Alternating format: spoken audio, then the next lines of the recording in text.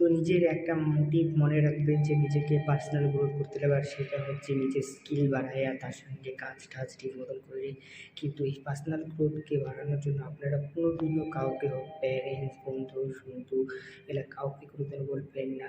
এবার আপনাদের বললে হবে কি, আপনাদের মোটিভেশনই ভেঙে যেতে পারে। আপনি ইমাজিন করো, আমি যখন কলেজের টাইমে ছিলাম তখন আমার আরও অন্য ইউটিউব চ্যানেলে আমি সাকসেস পাওয়ার জন্য তাদেরকে বলতাম, তারা বলতো ভালো এটা করে দিত।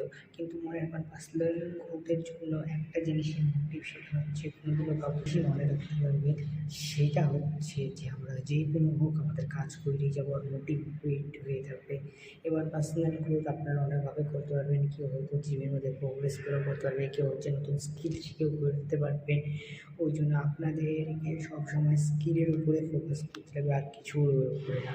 কেন কি একমাত্র আজকের দিনে স্কিল তো অনেকটাই দরকার, আর অ্যাকাডেমিক স্কোর তো আপনারা করে নিতে পারবেন, কিন্তু সেই অ্যাকাডেমিক স্কোরগুলোকে আপনারা কীভাবে অ্যাপ্লাই করবেন সেটার উপর ভিত্তি করে পার্সোনাল গ্রোথের উপরে। তো পার্সোনাল গ্রোথটা একদম অনেকটাই দরকার। তো এটা একটা ছোটো ইনফরমেশন ছিল। আবার দেখা হচ্ছে ভালো।